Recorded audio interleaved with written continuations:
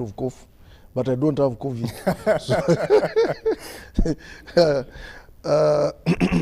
First of all, I would like to thank the President for accepting the invitation of the Speaker to go and deliver his State of Nation address. And it is a constitutional mandate for him to deliver the address every opening of session. And I think, to me, he met my expectations. I don't know about others, because the State of Nation address, the President gives an overview of how government has performed. And obviously, this time he was also giving priorities for the next financial year. And I think he went through what has happened in the last financial year, but obviously he stretched to even include the performance of the NRM since 1986 in some sectors. And when you look at what he gave, is what we have been hearing and what we have seen. So I think he was perfect at that. But obviously, as he was concluding, he gave the priorities. I think there were 10 priority areas which people should really take very, very seriously. But obviously, in the last 5 years, he has really been struggling with issues to do with the socio-economic transformation and mainly wealth creation. So you can see that his speech is centering on that. He feels it's time for us to come out of slumber and get everybody on board and see how we can really get out of poverty, all of us. And I think if we can really follow his advice religiously, we shall get out of this. And I would like to appeal to all Ugandans that we should really take this advice seriously.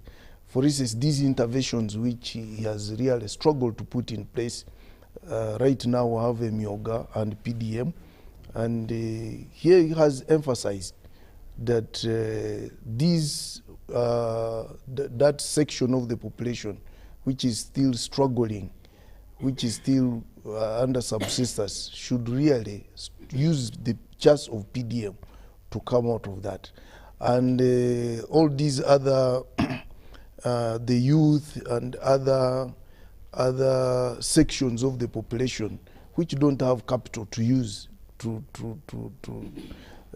get out of poverty, they should also go into Emyoga. And recently we got, when we were in Changwanzi, and I think my brother Honorable Dom will talk much about it, in Changwanzi, we got a report about Emyoga.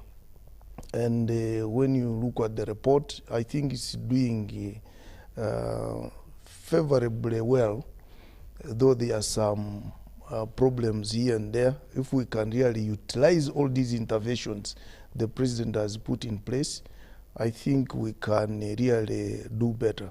But obviously, we still have problems with obstacles, which he also talked about, like corruption, like policy and implementation gaps. We still have issues to do with wastage and duplication, which we need to look at seriously so that the country can move. But priorities, he stated them clearly: peace and security for people and property. He talked about the standard gauge rail to ensure all the project affected people are cleared so that construction can begin, and rehabilitation of the meter gauge. And automatically, with the climate change being a problem now, because now the rains are not reliable. Is stressing, and has been stressing it at all times, that we go into mini irrigation using solar powered irrigation systems, and he has continuously stressed that we should invest enough in research and innovation, and mainly science. And obviously my sector of ICT is also one sector where he thinks we should put more money, and then energy, because all these industrial parks which are coming up, without energy, they will be redundant. And right now we have power, we have, I think, surplus power, but that surplus is caused by lack of transmission, the transmission lines. And like Arua doesn't have reliable power, just because the transmission line is not yet completed. So he's emphasizing that we put more money there. So I strongly believe if we can all be patriotic and we really feel for our country, we follow what the president has advised, this country can move forward. It can really move forward. And I would like to appeal to all Ugandans that we should stop blame games. We should just work. He gave an example of the Korean, the Korean model. South Korea, if you go there, they have a museum of their transformation, how the country was transformed, and you really love it because it was transformed out of patriotism. People just decided that we must work for our country. And even now, when you go there, people are free will. They work with minimum supervision just because they feel the country is theirs, and therefore when it develops, everybody is developing. And indeed, they don't have resources because it is a country without resources. They are just basing on only about 3 companies: LG, Samsung, and Hyundai. And I visited the Hyundai factory plant in a town called Busan. They are producing a car every 15 seconds. Okay. So may I think if we can follow that advice, we can do something. Professor Ndebesa, you and I were talking about this especially yesterday. Were expectations met by this speech, and what is your projection of our future as a country in the next financial year? Thank you, Mr. Moderator. The State of the Nation address is a political statement. And you don't expect a politician to give a balanced view of the State of the Nation address. This is not to say that it didn't capture some of the essential things, but my concern is that what it missed out. And it is understandable. He's a politician, and therefore he has to do such things to legitimize his government and power. I will talk. He has elaborated more on what he said. I will possibly point out the little that he has not said, and I don't think that he didn't know it, but it is deliberate. For example, one, it looks as if it is the State of the Economy address. It is not touching all the aspects of the nation concerns. But even looking at the economy, he has given us very good figures about production and productivity in Uganda, how we have performed, how many bags of coffee, etc., etc. But let's look at it from the other angle, which he didn't mention. What is Uganda's trade deficit, trade balance deficit? Whereas we have been exporting or we have exported, we know that we import more. The import bill is higher than the export earnings. Almost, I think, by 400 million US dollars. So a country with a huge trade deficit is some big concern, which he didn't mention. Uganda has got a high public debt. Everybody knows about it.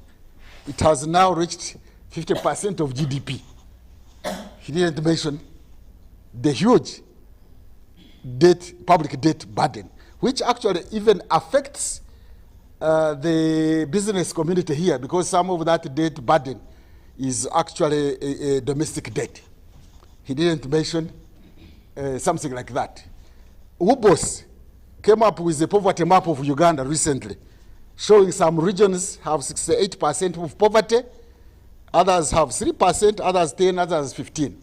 He didn't mention that inequality levels in Uganda as far as inequality levels of the country are concerned. But they also talked about what they call multidimensional poverty, which has risen in Uganda. That one was not talked about. Uganda Revenue Authority is not doing very well, by the way. It actually has fallen short of expectations. Apparently, Uganda Revenue Authority is the worst performer in East Africa compared to the former East Africa, Uganda, Kenya, Tanzania, and Rwanda, in terms of revenue correction, in terms of GDP ratio. Uganda has been hovering between 12 and 13%. The other countries are about 14%. Of course, that one was not in his interest to mention. I could go on and give some economic figures, but let me go to also other areas which he has not mentioned quickly. In terms of administrative governance, I think Uganda is doing badly. I don't know what our colleagues also did in Chankwanzi. I am glad even I saw that somebody, a deputy director of National Planning Authority, was there to address them.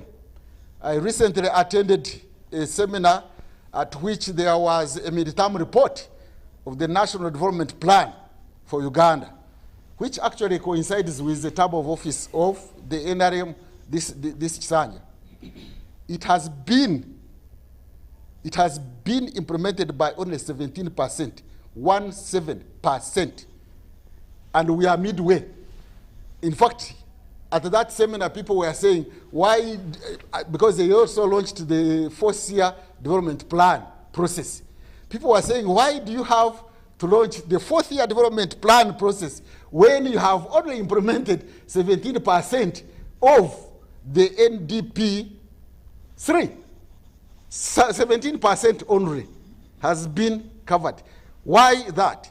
I think there is a problem of implementation. There is an implementation deficit in this country because there is weak governance. I will elaborate briefly to give opportunity to others to speak.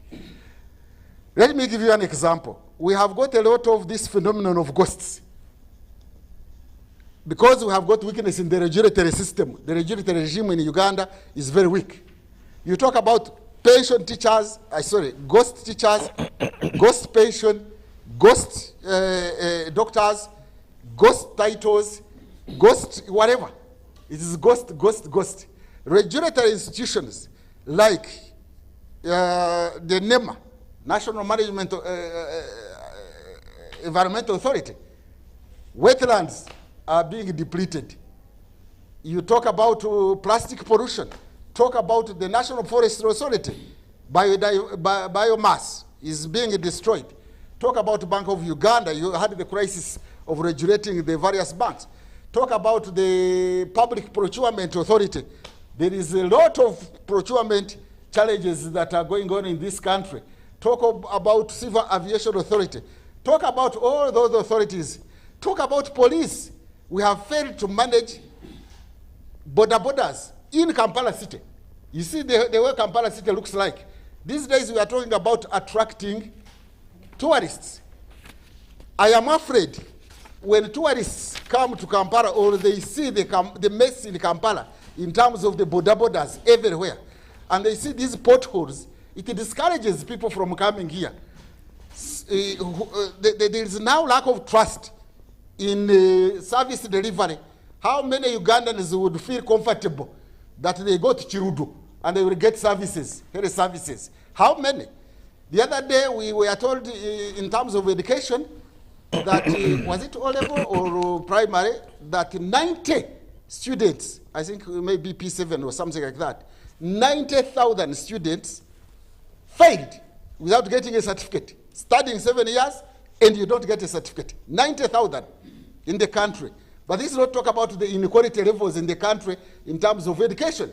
One school here in Kampala or some other town gets more first grades than about 3 or 4 districts, if not a whole region like Karamoja combined. So those are some of the challenges of administrative governance. This is not talk about political governance in terms of political corruption, which apparently the president did not touch on today. He talked about corruption, I heard him, but he did not talk about political corruption. Quite often we talk about financial corruption, embezzlement, bribery, and things like that. But there is political corruption, i.e. abusing public office or political office for private gain. And he has hinted it on some time back, but today he didn't talk about things like Babati. There were censors in parliament. A member of parliament is here. He can tell us the resolutions they made and whether government, the executive, has actually worked on those resolutions or not. I mean, there is a challenge of political governance, of administrative governance, even of economic governance, and that's why we have got a lot of challenges in that regard. Okay. So, of course, as a president, as a politician, we expected him to say what he said about the good things, which is in his mandate, which is okay. But of course, there is a lot that he would have talked about, which I think he left out for reasons obvious to everybody when a politician is speaking. Thank you very much, Professor, for your submission. Let me come to Honorable Dombo. Both being at the NRM retreat for 10 days and coming out with 24 resolutions there, and also the presidential speech, what was the context, the content of this resolution, of the resolutions? Have these retreats become rituals, or are they substance? And also piggyback that on your expectations of the president. Well, it's a pleasure for me to be here. The maiden time I'm being hosted by you. Allow me to congratulate you. Thank you.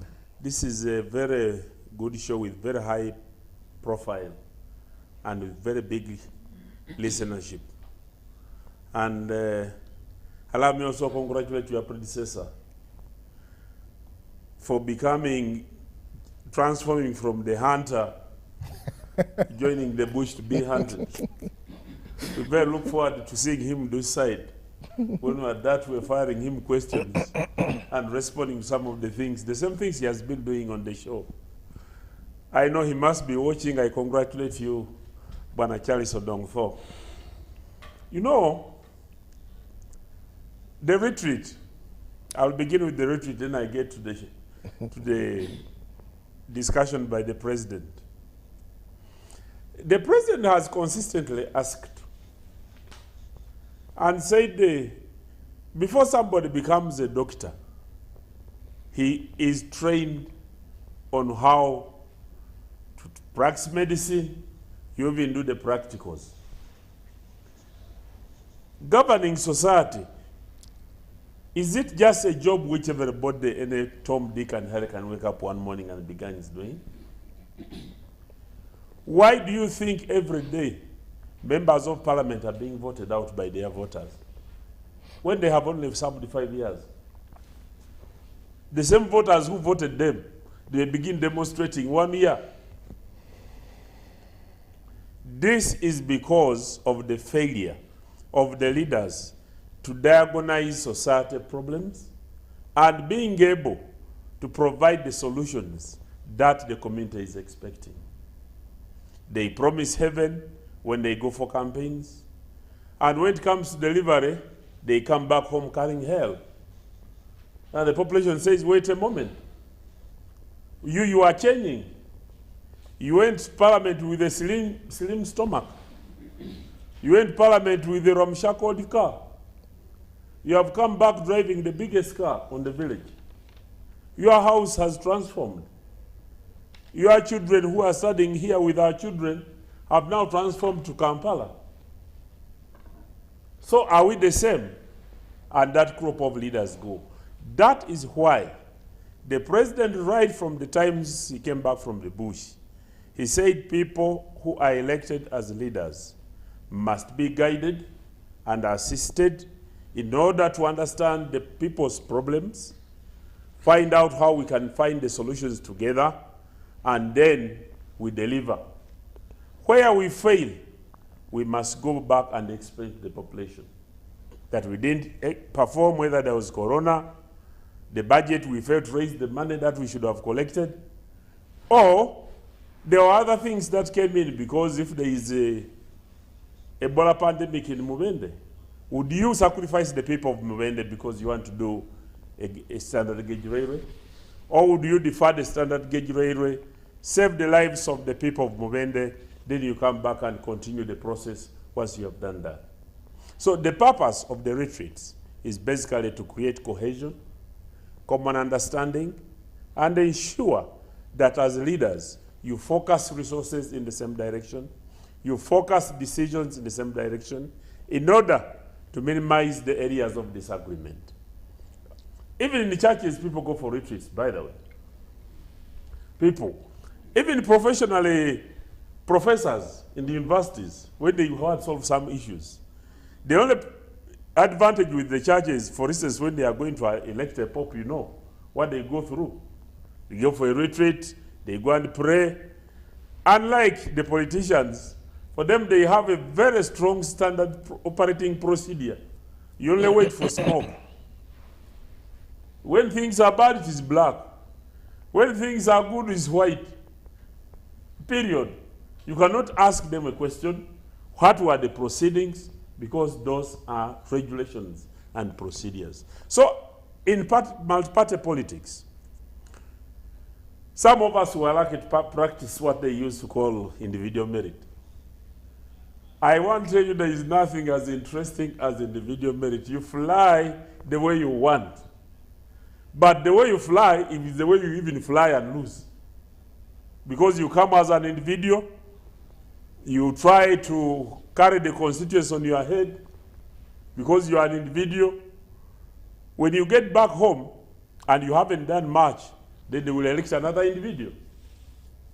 But under multi-party politics, I remember in that year when a decision was taken through a referendum to go to multi-parties and we were celebrating, one of the senior politicians, the late Kule Park, told us, he said, you young men are celebrating.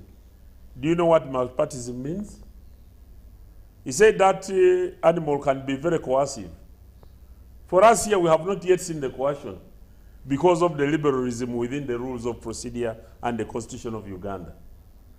But during their times, when they say Musururu in Moja under multipartyism, it was one. There were no compromises. But here, under multipartyism, even the president takes you to a retreat so that you go and sort out your issues and harmonize on how you are going to operate.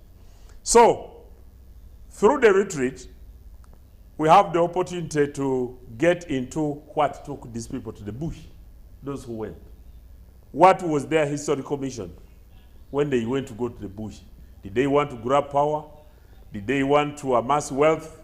Or did they want to transform the population? Which is the major historical mission of the NRM.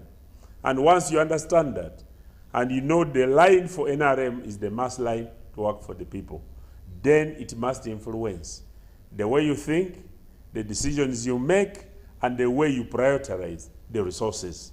If you looked at the conclusion of the president's speech today, that list of priorities he gave basically summarizes the historical mission because he's talking about the population.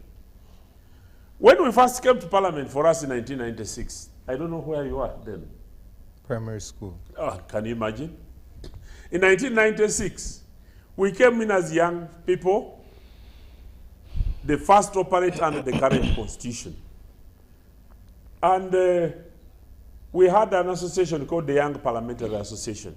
It's an association that helped us to try to come together as young members of parliament to find level, because there was no induction.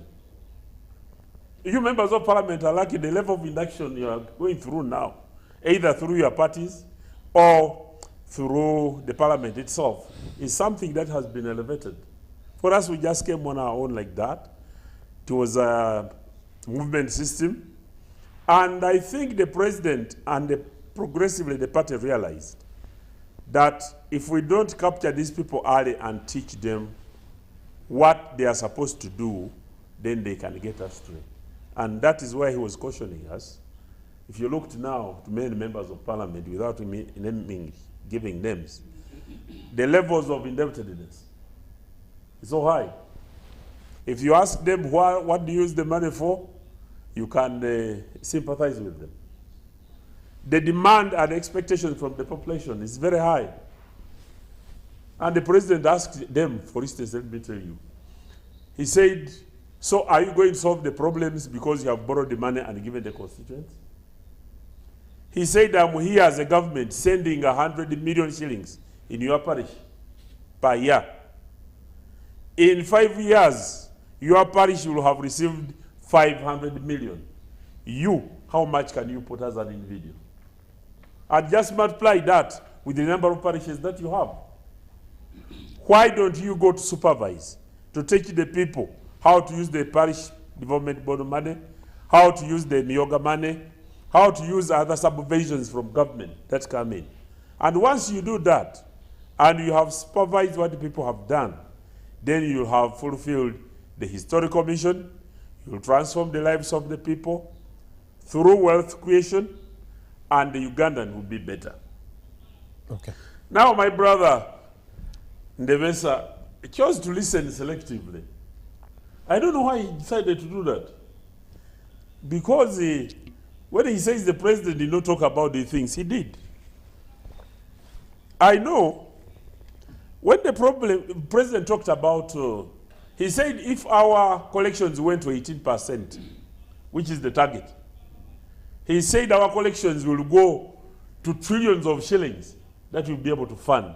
He was acknowledging that we are only performing at 13% collection.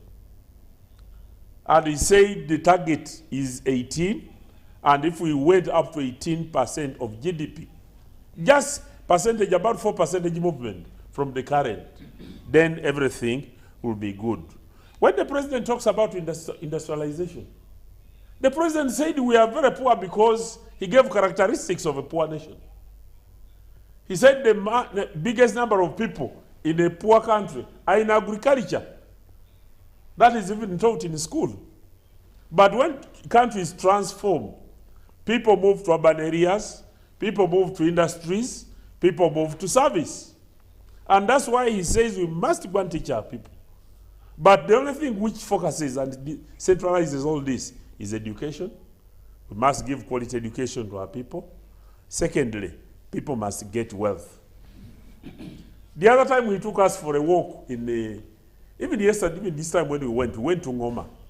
He said, go and see those Varalo, those pastoralists. Many of them didn't go to school. But when you see the houses they have, with the solar panels, with the water tanks, he says once you have money, then you can be able to control your environment. Whether you don't have a tarmac road, as long as people are earning money. And he said the only thing we must do, wealth creation, through commercial agriculture, through industrialization, through service, through ICT. Once we do that, then taxes will increase, purchasing power will increase, and the structure of the economy will change. So where am I selecting? So you did on the URA collections you didn't see. Then on the issue of the public about URA corrections in relation to GDP ratio, not how much they have corrected. That is what I'm saying you, that he said that his target is 18% as GDP ratio. Yes. Moving from 13. Well, by doing what? By doing all these factors that we have been enumerating. The other issue which perhaps he didn't mention deliberately is the public debt. You know, the Constitution requires the Minister for Finance, who is the President himself, to give the state of the debt in the country when he delivers the budget. It is a constitutional requirement. So 1 week from today, next week, when the President gives the budget, he will also lay before Parliament as a constitutional requirement the level of debt, state of debt of the country, and the members of parliament are supposed to debate it so that they can give guidance and direction on what should be done. So, the president has tried. There is no way in the 2 hours that he could have read and talked about anything. The only thing that interested me is, at first I thought he was just discussing. But when I got the copy of the budget speech, he was very clear. He would say, this is a percentage growth which finance thinks we will get. But for him as president, he thinks it should be higher. And this is something that was written. To say, somebody debating within his own debate, that although this is the estimates that our people think we can do, we are capable of doing better. And this is what I want to call upon all Ugandans to know, that the president has given the foundation of the economy. The president started by commiserating with our friends who have died, a list of them. And on the same note, I want to use this opportunity to commiserate with the family of the late Katol Wama, whom you people sat with in parliament. But him having been an alumni of parliament and myself, allow me also to join my friends to commiserate with him. And all those people, even all those he didn't mention. That is how humane and how human the president can be in circumstances like this. And he gave the foundation of the economy. When the president last talked to the nation last time, the prices were escalating and everybody was accusing the president for failure to control the prices. Everybody was crying and he wanted the president to subsidize the products. All the opposition members of parliament who are in the media, even on this talk show, people came here to give statistics on how we should have performed if the president had subsidized. But because he took a correct economic line and did not do all those, right now he was showing the contrast of the prices. Okay. The movement of the prices from high to down. And finally, one of the things I admired, I don't know if he can do it because I'm a farmer. He said if the West does not stop interfering with this issue of what fertilizers, the government may be forced to subsidize. Fertilizers are a huge ingredient in the process of food production and enhancement of commercial agriculture. We needed it yesterday. I don't know what we can do, Parliament and government thinking together to ensure that farmers can access fertilizers to ensure we increase our production. Thank you very much, Honorable Dombo. Honorable Gerald, let me come to you. Earlier on today we spoke and we're talking about Gulu, especially your area, Gulu West. One of the things about the retreat was increasing household incomes, wealth creation, and critical to the role of the leader. When we look at that, you also started with the economy today. My question is, what is the missing link between the blueprint of the president, talking about leadership, and the critical mass of leaders we have to deliver this socio-economic transformation he desires? Thank you. Let me start from the president's address, and then briefly. Yeah, probably. Last year, just like this year, I attended this important event, and the same with 2021, and last year, I followed very keenly the president's address to the nation. And when you look at what he gave the nation today compared to his address last year, I think this year the president was able to cover a lot more. And was also able to provide a lot more detail in his address. Not just mentioning the subject matters, but also going a bit deeper in trying to break down, to give a much clearer picture to the nation. And so if I am to look at the message last year and what he did today, I think this time he did much better, covering quite a number of areas. Yes, there could be areas that he probably did not touch on, but I think he was able to cover quite a wider area. And also, most of the things that some of us wanted to hear, we interacted with you before you came to speak. And most of the things we talked about are actually the things he covered, and also the others. But before I get into that, just like the Honorable Dombo put it, the President, in the middle of his address,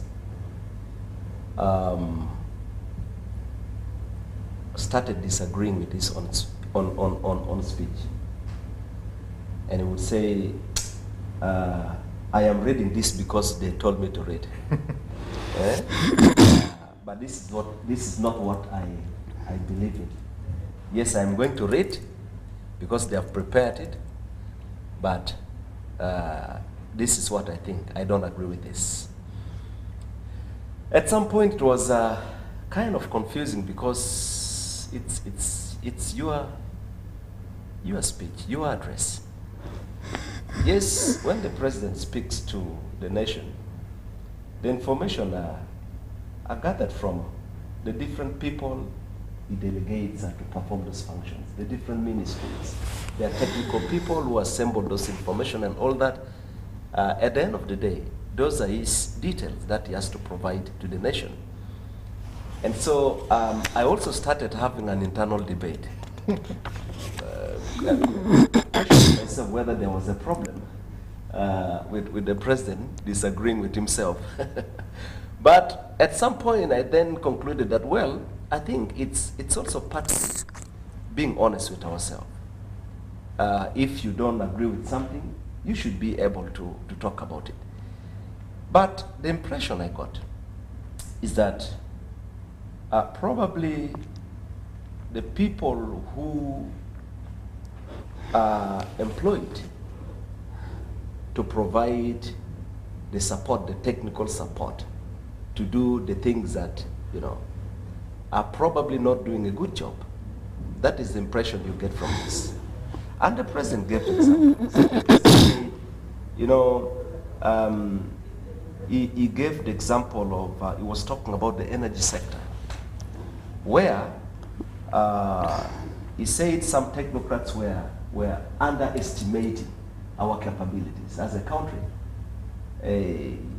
Keeping on giving figures that, talking about 1,800 megawatts, while a country like South Africa, several years ago, 1994, was already in 40,000 and so. And so he said such information is embarrassing, all right? And he said, look, when you come with this kind of figures, you should be ashamed to even talk about it internationally, which is okay, which is being honest, is good. But it gives an impression that probably the House is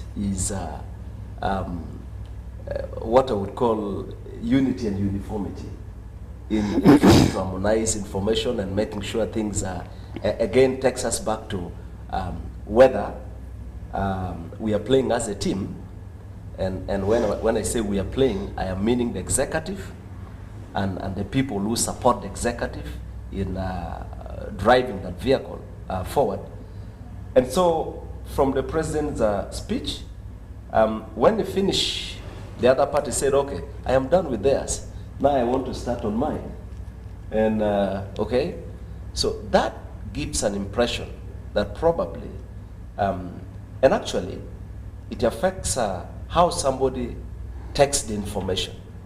Because if you are telling me you even don't believe what you are reading, then I have to begin to think whether I should also believe, because you should believe what you read, so I can also believe it. So I think that is the starting point, how I'm coming in. But putting aside that, the president talked about how the economy is faring. He talked about and the figures he gave. When you look at his address last year, it's different from what he mentioned this year. Last year, he painted, he pointed how the challenges coming out from COVID period, how the country was struggling to recover, but also looking at the global challenges, you know, skyrocketing prices and inflation, and he made commitment. The question is, have we been able to achieve based on the commitments he made? He promised to fight inflation. I think there are clear signs that the fight is succeeding. It has gone down, okay? The prices are also coming down. And today was able to give examples of, you know, last year, how much a bag of cement would go compared to what we have today. Those are positive signs, positive indicators. So when you look at the address he gave last year and what he gave this year, there are obviously signs that we are making progress. But there are areas that we have to critically look at. When the president came to talk about the second part of his second point, talking about wealth creation and talking about Emyoga, talking about PDM, yes, he gives a lot of hope and in trying to justify, you know, how this fight is going to be. But the question is, when the president says, you know, we are giving 100 million to every parish every year, is that true? The local man and woman listening to this and has facts and figures about what is going on. Last year, when PDM started, government communicated that each parish would receive about 17 million. 17 million. At the end of the year, most of the parishes received between 5 to 8 million. This year, this financial year, which is ending this month, every parish was supposed to receive 100 million. To this day, to the best of my knowledge, every parish has received about 50 million, not 100. We are just about 2 weeks or 3 to conclude the financial year. But the other worrying part is that even the monies that were released last year are still lying in the accounts. When you try to find out what is going on, you hear a lot of bureaucratic explanation, you know, we have to do this, and the documentation, the files, and the people in the villages are losing morale. Some of them are saying, well, we think this is the same and all that. When you begin to hear that tone, it sends a worrying message. And so what you hear the president say in trying to assemble the fight against poverty and what is actually on the ground is kind of contradicting. And I think there is need for those who advise the president, but also those who are in the implementation, those who are in the front line, to be honest with themselves and provide, you know, correct information, so we can actually fight poverty and fight it effectively. There are other things that the president talked about. Again, on a positive note, when you look at other sectors, the road sector, and when you move around the country, yes, there are progresses being made. But just like Professor mentioned, I think the president should have, yes, he talked about corruption. And he specifically talked about, he expressed his frustration with what is going on in Karamoja, how some corrupt officials have taken advantage of the situation in Karamoja and all that. He mentioned that. But you see, corruption is a big thing in this country. And you cannot just say, you know, you cannot just make a sweeping statement just like that. I think we need to pay a lot more attention and actually walk the talk, not just trying to massage and just touching for the sake of touching. Because there are people who got involved in abusing their powers, you know, mismanaging situation in Karamoja. At least it would be a very strong message to this country if such people, for example, if the Honorable Minister,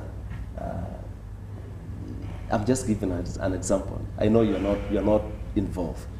If the Honorable Minister got involved in diverting what is meant for the vulnerable people in Karamoja, the first step is to tell him to step aside. Said you're involved in this, you are alleged to have been involved, step aside, investigation be conducted, and that gives a lot of hope. But you see, Ugandans have lost confidence in the fight against corruption because they think a lot of these resources are mismanaged by people in higher position, and those in those positions are the one who end up not being properly, you know, held firmly. Or so if we want to succeed, if the president wants to succeed in the fight against corruption, start from the top. Okay. If there are people who are involved in this, let people know it's extremely risky to get involved in this, and you start from the top. Then the rest of the people will just, so yes, he covered a lot, and I don't want to get into pointing this and that. I think on a fair note, the address this year compared to the previous years, I think the president was able to provide a lot more. But there is need to even do much more. Just talking, telling ABCD, and actually going deeper to reflect whether what we say is actually what is on the ground. Okay. Let me bring in Dr. Sarah. Dr. Sarah, looking at the president's speech, hearing it, but also looking at the NRM retreat, do these translate to an ordinary Ugandan? And specifically, does it translate to a lady? And what do you pick from it? Yes, thank you very much. I think the two speeches were great. And I will begin with the speech, then go back to the retreat, like my predecessor has done. The speech was good, the State of the Nation. It is well laid out in that it follows very much the format of the budget framework paper, and which also follows very much the pillars within the NDP, the program areas. So it is very easy to follow. But of course, being a brief State of the Nation address, it didn't go very much into the detail, where as much as you see like in the budget framework paper, because the budget framework paper was clear in what they are going to do in a particular area, and how they would address issues of gender, equity, equality, vulnerable people, the elderly. But here it's missing, but maybe because of the nature of the brief document.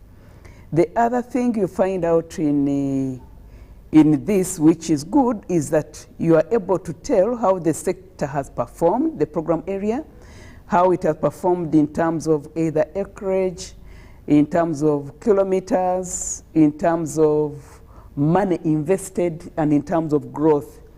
What is constantly missing is what that means for the people, okay? So you can't tell, okay, if the money for this sector improved like this, who benefited from there and who did not benefit, who is falling, who is benefiting, and who is losing out. So that is another challenge, but maybe it's because of the framework or the nature of those kinds of documents. So then it is good in different sectors. Many people have already commented on the sectors. And personally, I thought I should have seen more harmony in these sectors.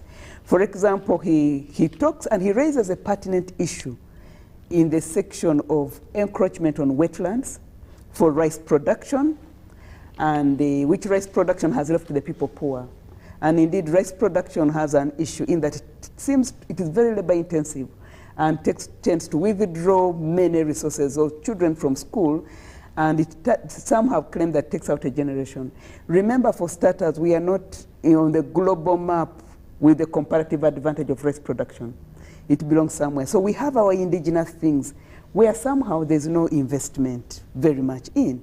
So he's right when actually he says he talked to his MPs from Bukedi and wherever, and they said actually the people who are encroaching on the wetlands are also and growing grass are also the poorest areas. And I think within that there's a target to increase the recovery of wetlands to 13%. But I wished that should have sort of been linked with agriculture. Because at the end of the day, there's no statement made about those kinds of behaviors. But of course, in agriculture, we see there's a commitment to dairy, there's a commitment to poultry, and I think certain kinds of particular productions, which is good. When you come to education, there are very good initiatives of digital tracking of learners, because actually that's very important. We are always estimating the number of learners, those who go in, those who drop out. So I think now having a digital tracking, if at all it is implemented, it would be good to know whether this learner has simply transferred or has actually dropped out. And if the learner has transferred, the government will be able to track this learner and find out why are they transferring, what if they have totally dropped out, what. And I think that's a very, very good initiative. In the health sector, there's a lot of commitment to ensuring there are no drug stockouts, because that's our biggest problem on the ground. That you go to a government facility which you've been told is free, but then you have to buy your own things, and this makes some people very unhappy. So that one, there's a commitment to it, and even specific health centers that they commit to build. Now, if I'm to go back to what was in Chankwazi, I think that's where I find a mismatch. First of all, the retreat is proper, because the retreat and retreats of that nature is where people go to harmonize positions, to review what their commitments are, and to re-energize and synergize and come out and do things better. If you look at the Chankwazi resolutions, their commitments at individual level, their commitments at party level. Of course, they were exposed to a number of facilitators, and that is what actually drove the commitments. So the menu that was taken to Chankwanzi was a very good menu. But you don't seem to see a link between that and the State of the Nation address. What were the things that the party focused on in Chankwanzi, and which are important because it's the biggest party in the country and it's also the biggest party in parliament? Things like patriotism, ideology, discipline, leadership, critical thinking, nationalism, even the history of the NRM as a liberation movement. These are very important for posturing a country. Every regime that rises to power in any country has a mission. It doesn't live in the abstract, okay? So there must be a mechanism to ensure that these things are not just the preserve of the party members who are lucky enough to be in parliament, and therefore they retreat.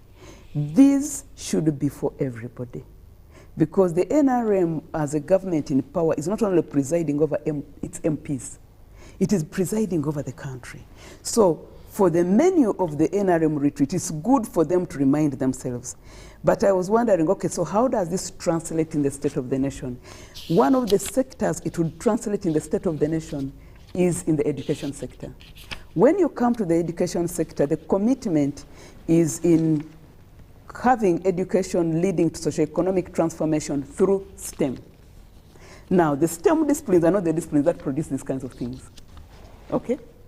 The STEM disciplines are good for you to actually to make physical infrastructure and transformation. But if you don't have people committed to the Pan-African ideal, to the NRM liberation ideal, to the NRM ideology, you'll still produce those scientists and they'll leave the country because there's no commitment to the country. So in as much as we are prioritizing STEM, because we lack STEM, and maybe that's one of the reasons we are poor, we need a science also which speaks to the people. Now, how do other countries do it? Other countries do it by making sure that these are foundational. Okay. Okay? So they do this as foundation, so that in the future, when people then do the professionals and go in whichever discipline, they already have a foundation of ideology, of nationalism, of Pan-African, of what that country is about.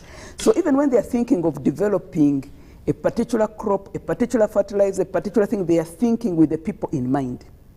But for us, if we are going to leave these ideals to just a retreat of a few, and we don't bring them into the country, you'll produce people who will be the best scientists, but they will be picked by the US because that's where they're going to implement their things. So you constantly lose their people. So in as much as we are prioritizing STEM, I think there's also need to prioritize a certain kind of curriculum that makes Ugandans Ugandans, not wonderful global scientists located in Uganda.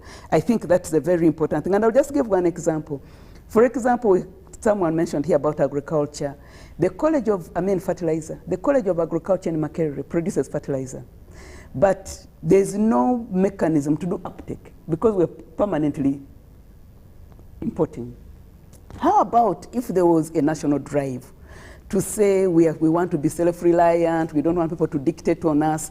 How do we drive local production and then make sure we grow it? Because the more you use your things, the more you will discover their mistakes, the more you send back the message to the trainers that you're not doing a good job, the discipline grows, the production grows. That's how other countries do it. Okay. So in short, and in summary, what I want to say is that poverty eradication, national transformation, agriculture, whatever, industrialization, agro, whatever, does not occur in the abstract. Okay. It occurs within a people. So what is the spirit of the people that will make those things transform the society in which they are living? Thank you. Thank you very much. And some of the solutions there being provided, especially looking forward on where the trajectory of this country should be there. The mismatch and the match will be back after this commercial break. Thank you.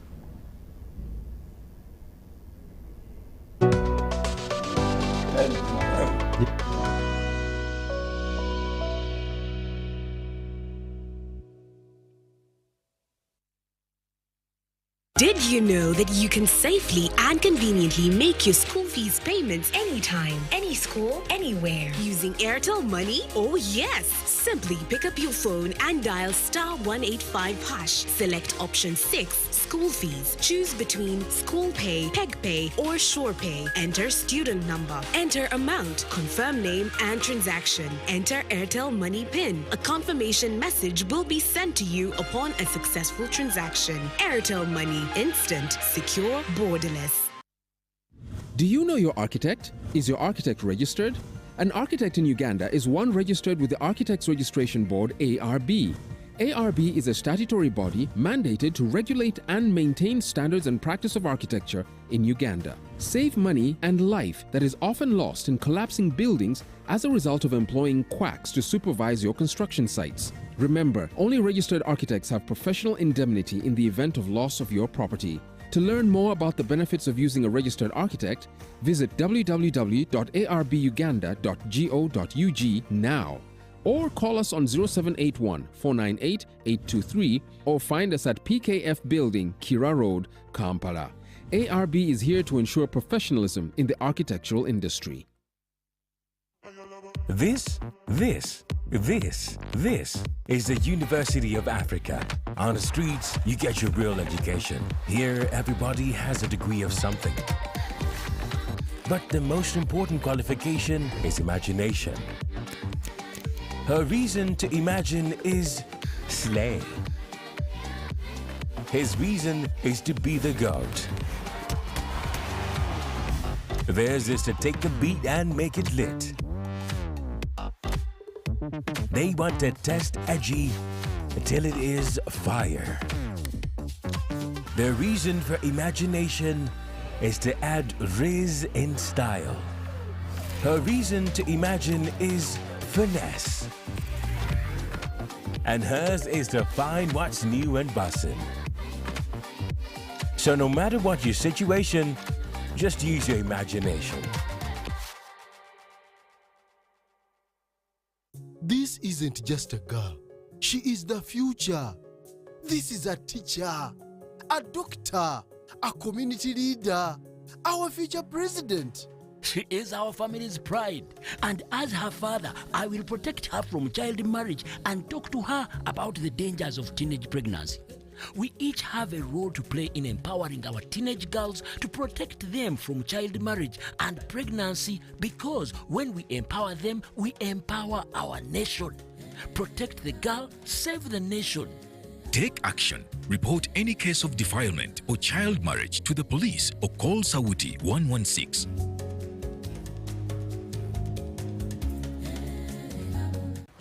Jerry Con! Jerry Con! Hey, Master Blaster! Touch him, man!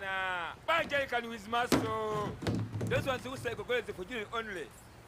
Mundawa! Best group is I teach you. When I go to the Muscari, because of the cover is very far. Is you serious? It's serious you. What? Yeah? You step it on it.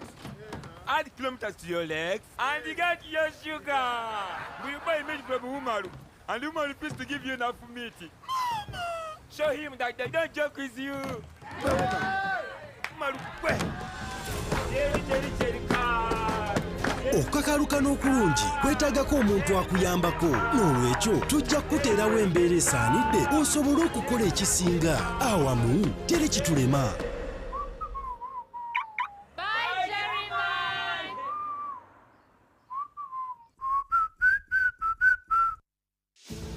Ocho mwami Musoke njose nekusanga ate kiki munnange anti gwamanya okunyinyonyola ebintu by'emisolo bino nembitegeera ate kiki leero mbadde ku dduuka nempulira nga abakyala bagamba mbu tulina okwewandiisa mu nkola ya ifris tukikolanga kituufu nnyo mbadde sikimanyi naki eyo yenkola egenda okutuyamba okulwaninga bizinesi zaffe mu ngeri ya digito etya oba olina okuwandiisa bizinesi yo mu ifris osobola okumanya omuwendo gw'ebintu by'olina mu bizinesi yo enfulumya n'ennyingiza mu bizinesi yo awo URA esobola okukola omulimu gwayo ogw'emisolo obulungi nedda mwami Musoke kyesitegeera ifris eyingireko mu bizinesi yange kakati enkola eno ya ifris eyingiza bizinesi yo mu sisitemu ya URA kubanga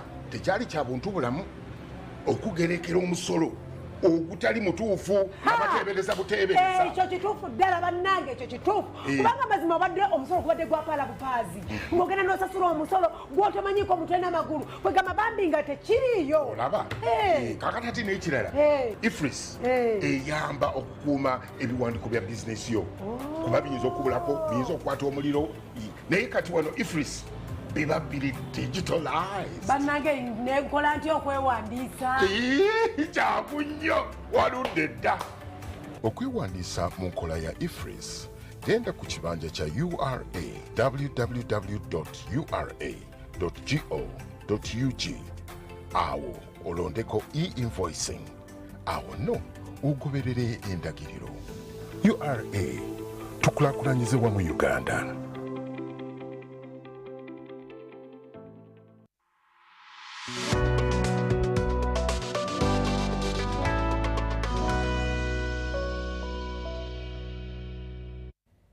Welcome back from that quick commercial break here on UBC. This is Behind the Headlines. My name is Timothy Nyangweso. A lot of feedback coming through, and let me get through some of these here. Thank you for the show. This is Emma from Mbale. Thank you very much for watching. Someone else asks, in PDM implementation, they say they're going to buy parish chiefs iPads. Up to now, we haven't seen them. Interesting. And now the parish chiefs are pushing with capability phones to collect data, and the question goes to the Honorable Minister, Milton, a parish chief from Kasese there. Okay. I am Silva from Kasese. In fact, I am happy to hear the discussion that is going on, and more happy to see my district minister, the Honorable Minister, for coming through. I thank you for addressing us and planning to have our country, but I would request that you should also forward our cry of the central government, which is considered in areas here in our town council. Okay, thank you very much. I hope the minister is getting that. Thank you, Timothy, for the show. First of all, I want to ask the minister and Honorable Dombo to they promised that the president, our school girls would have sanitary pads. Please do not lie to the nation when your agenda to develop a certain group of people is leaving the people poorer and some are becoming richer and richer. Medi from Serere. Okay. Someone else is appreciating the show. There's also Charles Kato from Entebbe says, thank you for the program. I want Honorable Dombo to explain to us what happened in Goma and you are also government to do the same in your place to transform the people. I think he's talking about where you hail from. Honorable Mapenduzi, we appreciate everything he has said, and on the basis of corruption in Uganda, which is the biggest, there are big beneficiaries who cannot fight it. This is Mukisa David. Thank you very much. I'll read these two last. Everything in Uganda is good on paper. Policies, the law, regulations, procedures, name it. So even the State of the Nation's address is just a political address. What happens after the address, God knows. Okay, thank you very much. Finally, someone says, this is Martin. I'm watching from Sorority City. Good evening, Timothy, and the entire panel present on the show. I would like to thank the President for being a hard-working man who is dedicated much to the time to address matters affecting people in Uganda and the entire African continent. But I would like to call upon him to pay much attention and lay his hands heavily on corruption if truly he wants to achieve the NRM principles of patriotism. Remember, many people concentrate more on the failures than his achievements. A lot of feedback has come through, and we really appreciate it. Chotera, also someone else comes in and asking the Honorable Minister questions that are coming here. But I have on the panel Dr. Sarah, I have Honorable Mapenduzi, I have Honorable Dombo, and Professor Ndebesa, and lastly the Honorable Minister. We're discussing everything Chankwanzi in this last leg of the show. I think I'll give Honorable Dombo and the Honorable Minister to respond to these so that we can be able to go to Chankwanzi immediately. I'll start with the Minister, then come over to Honorable Dombo. Yeah, thank you very much. Probably I'll first respond to Professor Ndebesa on the issue of... Can I also ask him a question and he adds on those who asked him? Okay. Why not? When is your king also being released or hard in the courts of law? I'll answer that. The issue of the trade deficit, I think it's very, very important. But we should also know, we should also think about what we are exporting and what we are importing. Because the president was very clear. We are here exporting raw materials. Coffee, we're exporting a kilo at $2.5. And then we import instant coffee at $40. So how do you balance trade? You must get a deficit. Tea the same, cotton the same. So I think that's why he's emphasizing on industrialization. Let us develop our industries. We start producing value addition. Value addition. That's what he is insisting on. And even in Changwanzi, his main cry was value addition. Please, Parliament, support me on matters of value addition. That's the only way we can have a surplus, a favorable balance of trade. Do you think that if we added value to our coffee, you would get a market in Europe? My answer is no. Those fellas in Europe will put their non-tariff barriers in terms of quality, in terms of how you are producing it, whether you are following climate change issues, environmental issues, this business of everything but arms, where we can export anything to Europe under the current arrangement. The moment you add their value, you will not access their market. But a lot of our coffee is going to those developed countries. Yeah, but raw. But it is value addition. It's not going raw. It's going in packages. But it is processed coffee. And Professor, we may not even necessarily export to Europe. Yeah. Because our exports now 57% is. There are many emerging markets. Yes. Because when the president gave statistics this afternoon, he showed you that the biggest export is within the regional markets. 57%. Now, if that is what we are exporting within the region, then we must ensure that if Saudi Arabia, if Algeria, if Nigeria becomes a big consumer, Ethiopia, then we can begin trading within the region. Ethiopia consuming even China. Yes, it buys it and reprocesses it actually. Even China. So once we do value addition, sorry for the interruption. And the NDP3 which you talked about, you should know that it got disruption of COVID. That COVID period, I think we are forgetting very fast, that the country was locked down for 2 years out of the 5 years of what? Of NDP3. So you cannot expect NDP3 to perform according to expectations when the country was locked down for 2 years. So that's why all those, that's why that distortion comes in. Back to the questions, iPads to parish chiefs. We are going to procure not necessarily iPads, but we are going to procure gadgets. It can be an iPad, it can be a computer, it can be a laptop. Or a smartphone. But we are going, there are, by the way, some smartphones like iPhones, which are even more perfect than what? Than some computers. So that one can be done. But also, we have already now, we have cooperation, we have signed MOUs with banks. The banks which are going to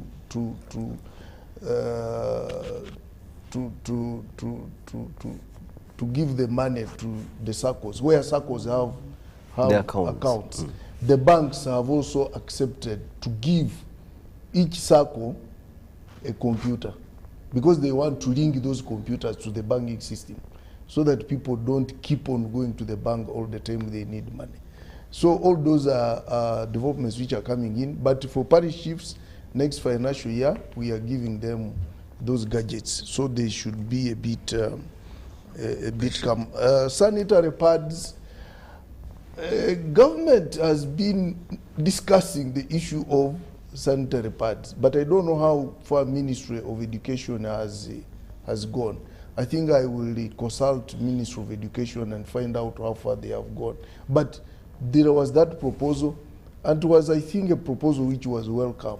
But I don't know, probably Honorable Dombo might be having more information than myself. And someone was saying the president will give a good State of Nation address, and after that, God knows. Not at all. What the president, for instance, was talking about today, like the performance of the economy, these are things which have happened. And then he was giving what priorities that he wants next financial year. We may not achieve everything 100%, but we shall achieve something. And that one is very, very important. People shouldn't think whatever the president has said will be achieved in that year. We may not achieve 100%, but we achieve something. I've also liked Professor Sali for the issue of patriotism. I think of the population. Of the population. I think that is perfect. We are developing a national guidance policy as a ministry.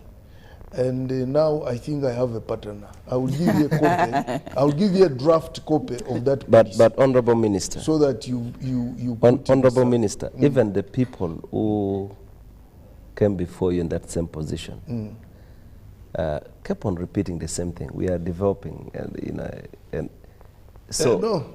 How long does it take? No, now it's nearly ready, because we are supposed to present it to cabinet within the next probably 4 weeks. I have been hearing the same thing for 7 years now. But after listening to Dr. Sali, I think I'm going to give him a copy. Before, obviously, there was no minister in charge of national guidance, and that department was somehow forgotten. People concentrated on information communication technology, and people think the ministry is about computers. So that was the biggest problem. But how are you consulting? Because who is going to guide who? You mean you are going to come and guide me? No. We are coming up with a policy. We are coming up with a policy how a country can be guided. Precisely. I'm saying that it should be consultative enough. We should have known about it, have put there our input, because for you to assume that all of us are ignorant and unpatriotic. No, and no, you are no. going to patronize us. We have been consulting, but we can't. You haven't consulted. I am a historian of Professor Uganda. Devesa, Have you consulted me? I probably have consulted other historians. Are you the only historian? Whom did you consult? Are you the only historian? Whom did you Actually, consult? even the chairman of the committee which is assisting us to develop it is a professor like you. Whom did you consult? They are there. Why don't you mention him? Okay, gentlemen. But what I want to tell you is, you can't be consulted all the time. There are people you have educated that even now are better than you. I know. So leave them to do the work. Okay. Honorable Minister, let me come to Honorable Dombo. Your reaction to some of the questions that have been sent here, so that we can dig into the Chankwanzi retreat immediately. The iPads the minister has handled, I think government spending is a function of resources being available. Even when you're budgeting, budget has two sides. At times we used to have challenges in Parliament where you get members of Parliament concentrating on telling government what to do, but nobody focuses on where the money is going to come from. As if government has an unending hole, whatever problem comes in. So even these sanitary pads, they are very good and they are very good priority. But I thought right now government's effort is, if the population is given capacity, there are things people can buy. Yeah. Because once PDM pushes people to give money, then those challenges, when you look at the cost and with these alternative technologies of teaching girls how to make reusable parts, yes. These are things which the community can itself invest in. So policies can be reviewed progressively depending on the available technology and available resources. Then somebody is asking that you are taken for a ride through Ngoma and you saw what those people are doing. How come Butaleja, where you come from, is it like you? I come from Bukedi region, and our economy was built on cotton. Yeah. Many years ago. We used to lend many districts money and regions. We used to give bursaries because the cotton industry was very highly developed. But what does it take for cotton to prosper? It takes expansive land that in order to have one from cotton, you must be producing on a bigger scale. Yes, that's right. The second one is that our traditional practices in the eastern and many other parts of the country is undermining the use of or the growth of commercial agriculture. These are fragmentation of land when the parents die. But when the patriarchs die, you find children splitting land. The president was addressing it today. Yeah. It's becoming a very huge problem. When I was young, my father would use the tractor and the neighborhood. But right now, many homes can no longer use the tractor because they have split the land and shared. They can only rely on an oxen plow. Then the last one is the fertility rate of our people. Yes. That's one of the things I've noted. You saw the other man in one of the sub-counties in Mtaleja who has over 140 children. Have you ever witnessed that fertility rate anywhere? In Uganda? Or a grandchild, a grandmother at 29, over 24, 21 I think, when you're a grandchild, it came out in the papers. So those are problems which people need to discuss and agree. I'll give you an example of myself. I've been producing maize and selling maize. The people of Taleja know very well. Until recently when I hosted a friend of mine, Dr. Kavanda and his friends, and said, but why do you remove the cob and go and sell and you leave the entire maize stock? What if you transform this into animal feed and dead silage? Can't you make a trial? I converted my 10 acres of maize into silage. I'm feeding my cows on feeds. People see cows growing. They don't know where I'm getting the feeds from. And these are practices we actually are experimenting. Once they become successful, we are going to teach other people to learn how to do it. So, Bukedi, we must do selective enterprise selection, because you had the president giving us as an example that Bukedi is the second poorest region. It came up in Chankwanzi. And he said, if you think production in the swamps is productive and makes you richer, why has Bukedi, Busoga progressively retarded? But he promised that we need, one, to be assisted to get alternatives, but also to come and talk with the leaders on how we can transition, getting out of the swamp, but also getting viable commercial production on which people can rely in order to transform their lives. So, young man from Bukedi, just come and join us. The struggle is on, but we must think and work together. But the beginning point for the poorer people is the parish development model as government has brought. For the other people, they can use a myoga. Those who have capacity to begin for themselves, they can go ahead to invest their little savings in order for us to move together. Honorable Dombo, let me stick with you. The 24 resolutions that were passed during the retreat, how do they translate to the national scene? Some of the resolutions were operational and modus operandi in order to create harmony. Some of the resolutions were appreciation of the people who made presentations and the way they did it. The major resolutions that were made in Chankwanzi, the most were about 2 or 3. Because the president was talking about wealth creation.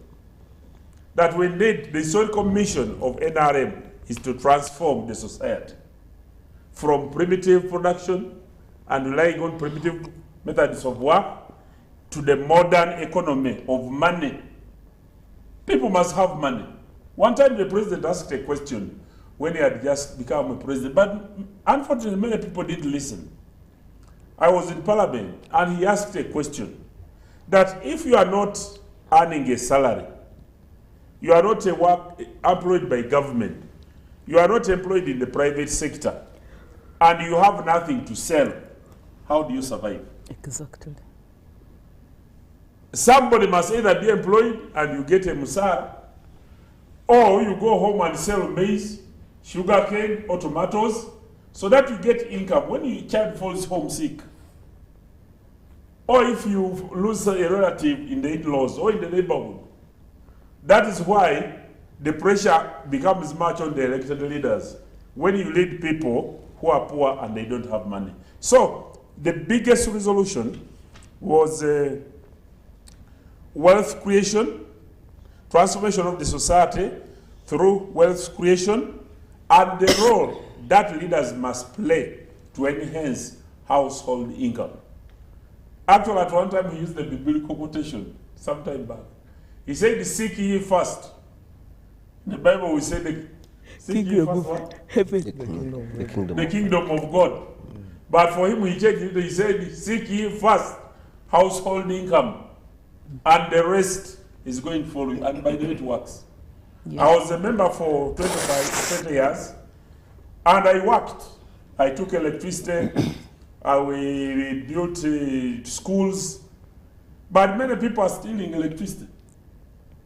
And they would be arrested and run to my home in the morning and said, many people have arrested my son. How do you help me? And I kept asking, now, what is the missing link? We have brought electricity. People can only access it by stealing. You would even find people in a church or a mosque stealing electricity in order to play music, to pray to God. Yes. Then you'd wonder, would God listen to the prayers? Perhaps to give them better income so that they can avoid stealing. So the two major resolutions were those, like I've told you, of transformation of our people from the traditional systems of society and creating wealth through commercial agriculture, industry, ICT, and services. And the other one was to ensure that we support strongly the free education. Because if you looked at all of us here, and we gave you our background, we may be having one denominator that is responsible for our change and transformation. Education. And that is education. Yes. If each of us told you where they came from, you'll discover that it's education that has propelled us to here. Look at the president himself when he gives you his story. So the president said, support those. Make sure nobody drops out of school. Support the policies of government. And then finally, support the effort of government for value addition and the other things that I have been explaining. Okay, thank you very much, Honorable Dombo, for explaining that. I hoped you'd explain also the ban on private members' bills, the election of commissioners there. I hoped you could say that, but let me come to just... No, that one I could just provide some information. Really, the caucus of the Parliament of Uganda has got rules of procedure. The rules of procedure already provide for that before a member goes on the floor with a private member's bill, it would be good under multi-party dispensation that you come and inform your colleagues because you need their support. Yes. You cannot take it for granted. It's good to tell them that I intend to move. Honorable Dombo, isn't it a contradiction with Article 94 of the Constitution, Section 4, that talks about the right of a member of Parliament to be able to present a private member's bill? And also the Speaker spoke about it today. Isn't that a contradiction? There is no contradiction at all. The right is there, it is guaranteed. But this is harmonization. The Baganda say, "Isitalaganye, zikubagane empower." If the birds fly without understanding that they are supposed to fly, they will hit one another. Okay. So that's the only thing that this resolution intends to do. Unfortunately, I saw some members trying to misunderstand it. There is no contradiction at all. They have their right. They will move private members' bill, but they will need the support of the members. Why do you go on the floor to assume my support when we could have met in the caucus so that we talk about the issues and perhaps agree on how best to do it? Okay. But also it's important to know that if you are an NRM MP, if you are an FDC MP, during the nomination, you are a flag bearer of a party. But party politics, people should separate party politics from individual merit. Even when you have your right as a member of parliament. But you should know that when you are campaigning, you are holding a flag of a what? Of a party. Of a party. And therefore you are not independent. Therefore, when you are coming up with a bill, it's your right. But you should harmonize with the other what? Members of your party. One, obviously, to get support from them. Because it would be awkward for you to bring a private member's bill and a member of your party is one of the people who is shooting it down. And obviously to create harmony within the what? Within the party you belong to. It's very, very important. Thank you, Honorable Minister. Professor Ndebesa, what's the missing link between very good resolutions from a retreat and service delivery to an ordinary Uganda? First of all, what I had mentioned before, that there is a problem of implementation, of policy implementation. In fact, some people even make a joke about in the public sphere, in the public narrative, that good policies are made in Uganda, perfected in Kenya, and implemented in Rwanda. What does that mean?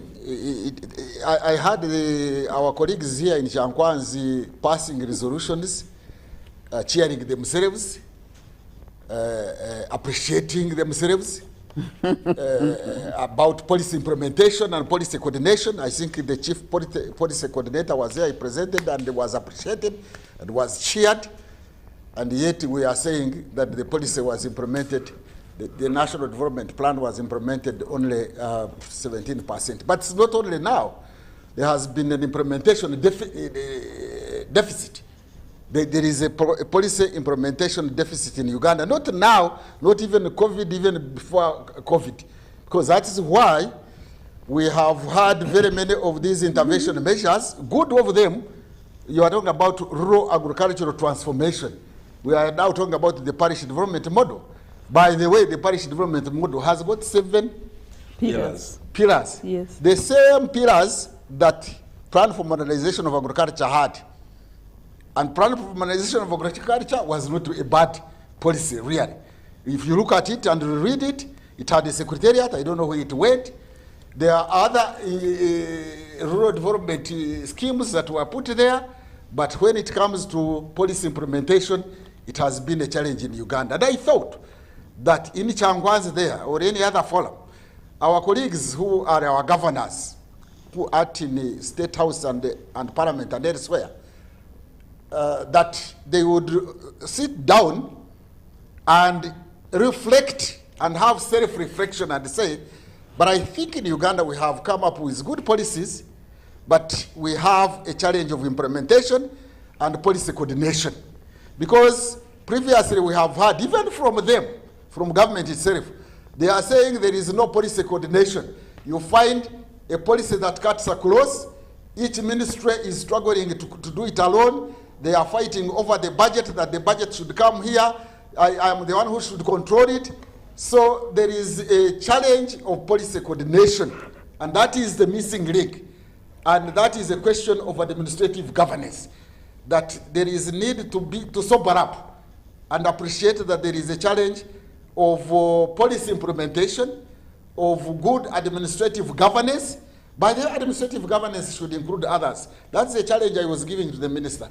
Governance as a new concept is not necessarily politics or political governance only. It includes the state sector, the private sector, and the business sector, and the civil society. That civil society should be given a buy-in. Let's now even reduce it to the question of parish development model. The parish development model was not also very much consultative. Actually, it was not consultative. It was a top-down. It was not bottom-up, or there was no mixing. They just came up with that one from the ministry, and it was not consultative. People were not asked whether they should do it uniformly throughout the country. For example, we have got that challenge of poverty in the country. In fact, I heard even the nation address talking about Karamoja being the poorest and the second being Bukedi. I think they are not following Ubos. Ubos said that actually Acholi, Mapinduzi is here. Correct. Acholi is the poorest, poorer than Karamoja. He is here, he can tell you. How come that the parish development model is giving out money equally throughout the country when other areas of Uganda are in the middle income? When others are 68% poor? When others are post-conflict? By the way, that concept post-conflict, let me explain it here. It is wrong. A region like Acholi is not post-conflict. A region like Acholi is post-war. The two are different. It doesn't mean there are no conflicts there. He can testify. There are conflicts in Uganda. That's why his king is still in prison. That is not post-conflict. That is post-war. Therefore, the president's speech should also have talked about post-conflict. I mean post-war in Uganda. There are conflicts in Apa. There are conflicts everywhere in Uganda. And some of these conflicts are actually suppressed. They are contained. They are not resolved.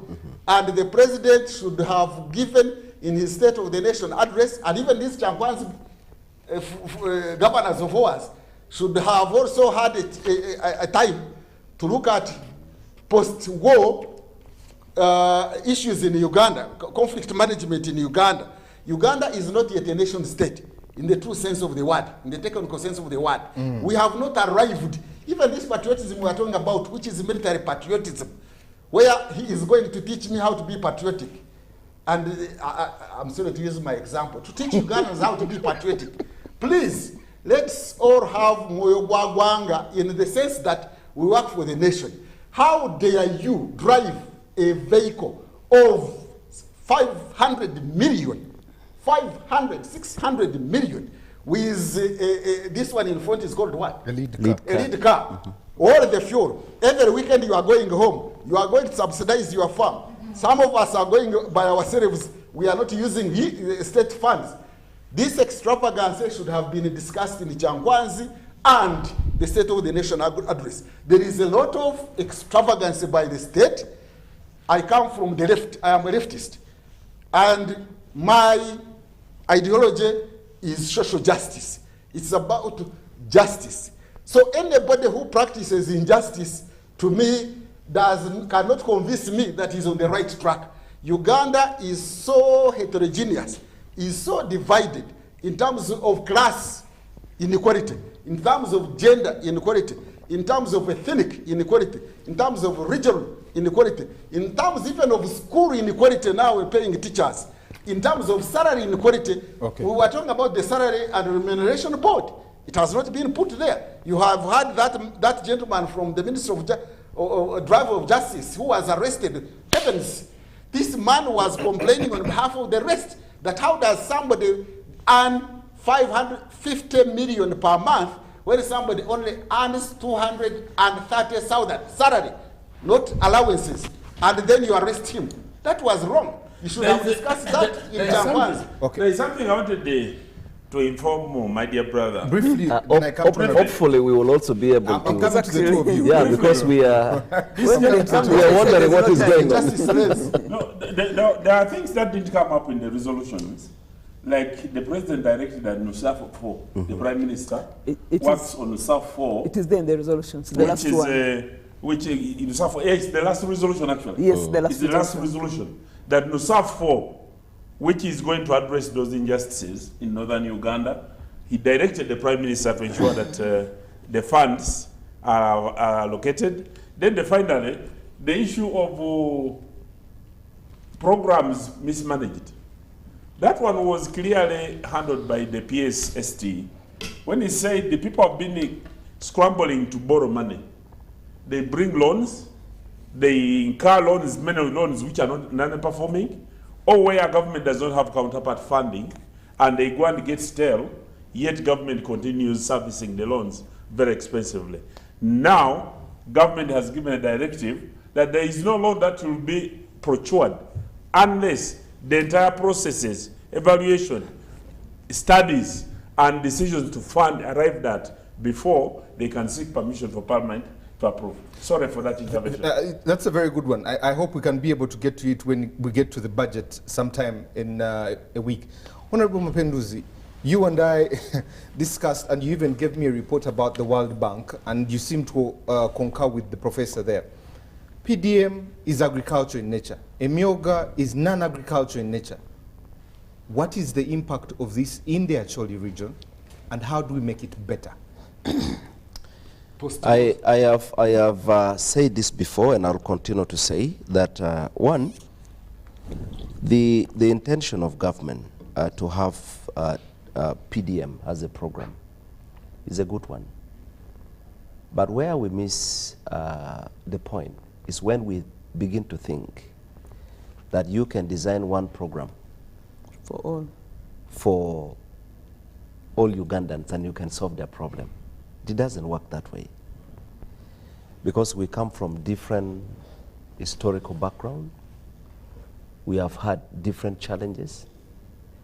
You cannot treat a parish in Acholi the same way you are going to treat a parish in Mukono or in Wakiso or in somewhere else. These are things that have to be well understood. So however good your intentions are, if you don't pay a lot of attention to details, you will end up missing the point, and you may think you are failing when you are actually not addressing the real problem. I shared with you in the afternoon today, in 2021, around June 2021, UBOS published a report showing that Acholi sub-region was in 68.2%, and Karamoja was 67.8%. Those below poverty line. There's another report that was published recently, I think about a month or so, by the World Bank, showing that actually right now is at 72% and Karamoja at 78%. That's another report published recently. So when we are talking about you know, deliberate intervention, we need to look at some of these statistics and design these interventions based on factual information, not just, you know.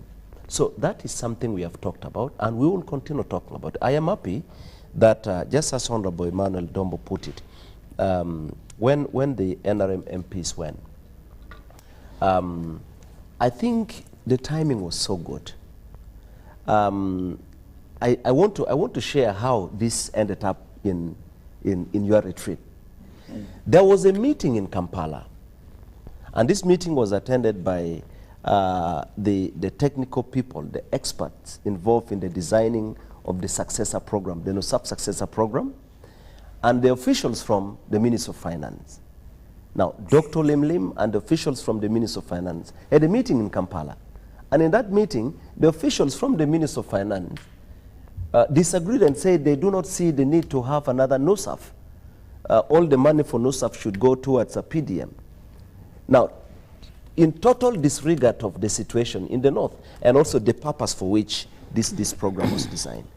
So what happened here ended up in Chamkwanzi. The retreat. And I want to thank those NRM MPs for standing their ground and saying, look, this is, and that is the spirit, because it's not about where you come from. Whether you are from Chegegwa or you are from another part, you need to understand the need to support every part of the country. So that resolution is a good one, and we give them credit for that. So we need to look at it that way. But the other thing I want to say is, you see, where I feel sad is seeing the president struggling almost alone. And I'm not afraid to say that, because the president went to Gulu, and that's when he started understanding a lot of the lies. And when he returned to Kampala, he sent a team of investigators, and so many people got arrested. Because the information being manufactured actually not what is on the ground. And then the president went to West Nile, and then went to Masaka. And today, he actually mentioned it. His tours around the country is giving him a different impression. So there is not just a disconnect, but I think there is some level of pretense and lies that we have. Yeah? Dishonesty. Dishonesty, some level of dishonesty, where people seems not to understand what the president is driving at. And it is sad, because it shouldn't be the president moving to every part and discovering, and there are people employed to do that work. The RDCs are there, the cows are there, the LC, the local council officials are. Why do we have this kind of dishonesty in this country? I remember in Gulu, let me give you this example. When the president went to Gulu, nobody had received PDM money. But you know what happened? The implementers mobilized themselves very quickly, identified one ward, all right, labor line ward, picked about 10 or so people. They received money that morning, just because the president was going to address the crowd. So that when the president asked that, have you received PDM money, there would be a few people to stand up. And that dishonesty is, and such people should be in Lozira. Okay. You see, so that is the dilemma, and it's painful seeing the president almost like struggling on his own. And actually, Honorable Minister, I have repeatedly said this. I think the president needs to begin firing some of you in broad daylight, actually firing in public, so people know it's being you know, in a top government position is not just a title, but a responsibility, and you need to earn it by working hard. Otherwise, there are titles in this country. People live posh life, but the suffering continues. And so when you hear a professor saying, you know, a minister drives, there is a car in front, another one behind, and going to the village, they spend several hundreds of fuel, and then you have a poor Ugandan standing at the roadside waving at you, and they have nothing to eat. And that creates a lot of bitterness. So when we begin to create that, it's going to turn into something else. So we need to reflect deeply and begin to deal with some of these things. Yeah. Thank you very much. So just to conclude, going to Chankwazi, I think the NRM MPs did a good thing to go. The NRM as a party, they have what they believe in. They need to continuously build their family, and so it's okay. And it's not just NRM. I know the time NRM was about to finish their retreat, the leader of opposition invited members of the opposition. They also had a retreat, I think somewhere around Entebbe. So having these discussions is okay. But at the end of the day, it shouldn't be how many times we go for such. It should be what we take from such retreats and how aggressively we put into practice what we discuss. But all in all, the question of mindset change in this country is real, and there should be a lot of engagement. And not just only NRM MPs. Not just because, again, I interacted with 2 or 3 MPs and they say, but why should the NRM just go there? You know, this thing needs all the MPs to go, and it's not only NRM MPs fighting poverty. Everyone is doing it. But when you politicize that institute, then it becomes a meaning next time when another party, maybe UPC or DP or FDC takes it, then they also begin to use it like their own property. It is not an NRM institution. It's for government of Uganda, and any citizen should be able to access it and make use of it. Thank you very much, Honorable. Dr. Sarah, let me come to you. PDM, the President had an address in March. Yep. And PDM being a flagship program of the NRM, spoken about in the retreat, spoken about today, spoken about in March, and the emphasis he puts on the 7 million transformation, OWC. My biggest question is, why isn't this impact tangible on the ground? What is happening and how can we make it tangible for the Ugandans to begin? Because Honorable Mapenduzi has spoken about that, but I've also found someone just here in Luzira, and the 23 parishes there haven't seen a penny. Okay. Yes, thank you very much. I think what we need to learn is that there's a lot to an economy beyond PDM cash. Okay? So the economy is struggling. We have a very young population. And as Honorable Dombo said, people are very fertile in some areas. So you don't see where the end to land fragmentation is going to be, except if you're going to move them and locate them in other people's lands. But I think Uganda has reached a level where it's not now easy to move a population and take to a place simply because they are too fertile. And because you've given them massive health immunizations and things like that, they are not going to die from infant mortality, they're going to grow.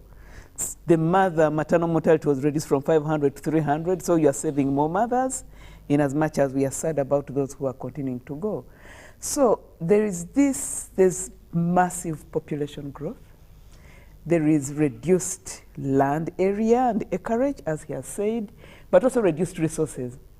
And the population, the opportunities are not growing at the same rate as the population.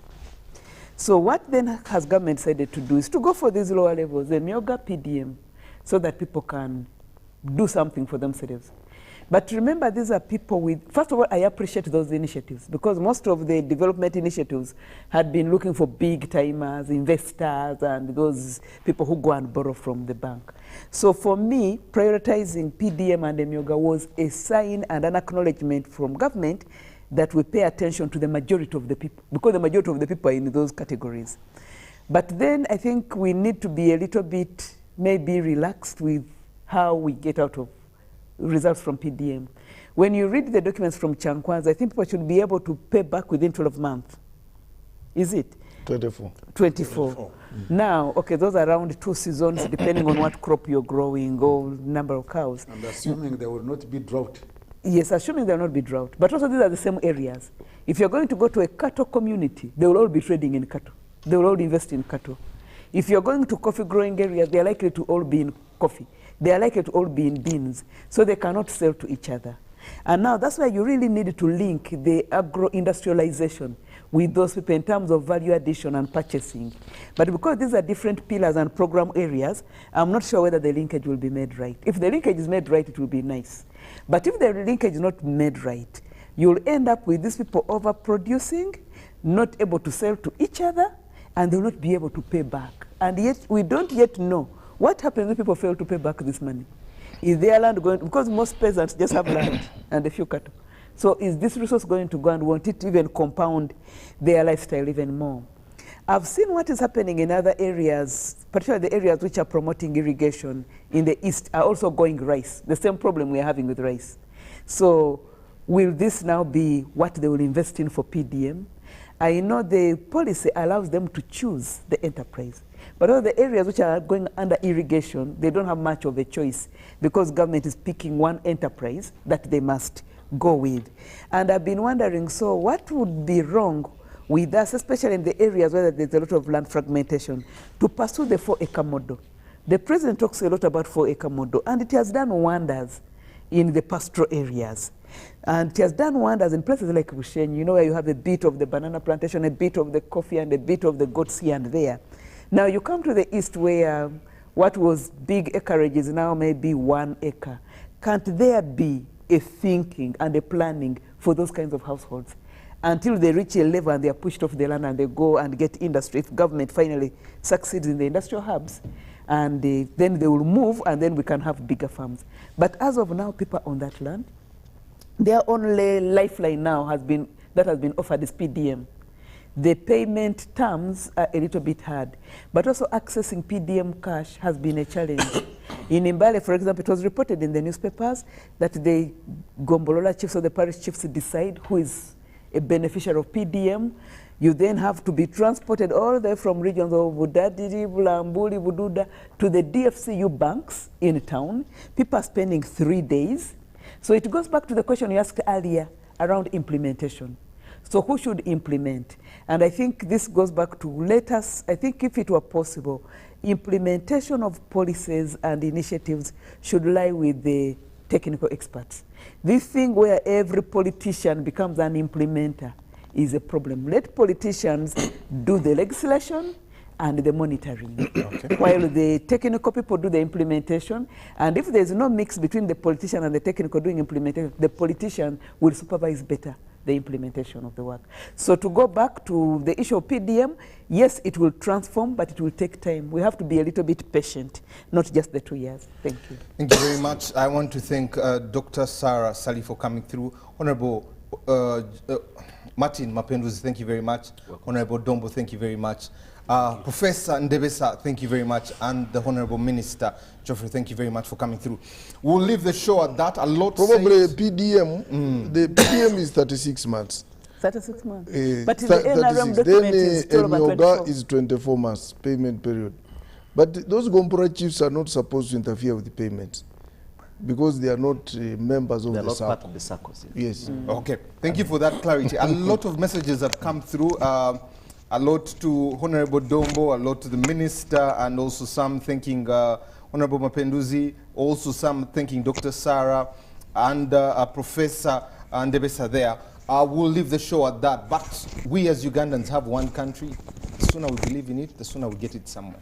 God bless you. Have a fabulous night. Thank you.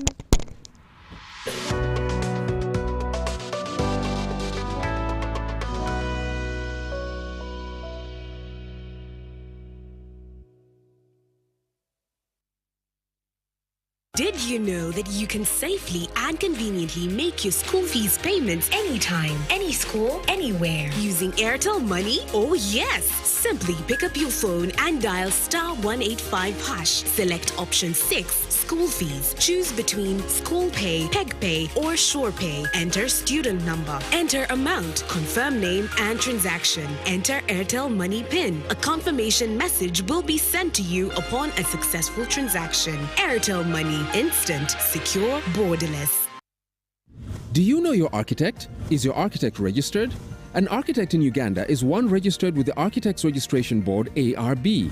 ARB is a statutory body mandated to regulate and maintain standards and practice of architecture in Uganda. Save money and life that is often lost in collapsing buildings as a result of employing quacks to supervise your construction sites. Remember, only registered architects have professional indemnity in the event of loss of your property. To learn more about the benefits of using a registered architect, visit www.arbuganda.go.ug now. Or call us on 0781 498 823 or find us at PKF Building, Kira Road, Kampala. ARB is here to ensure professionalism in the architectural industry.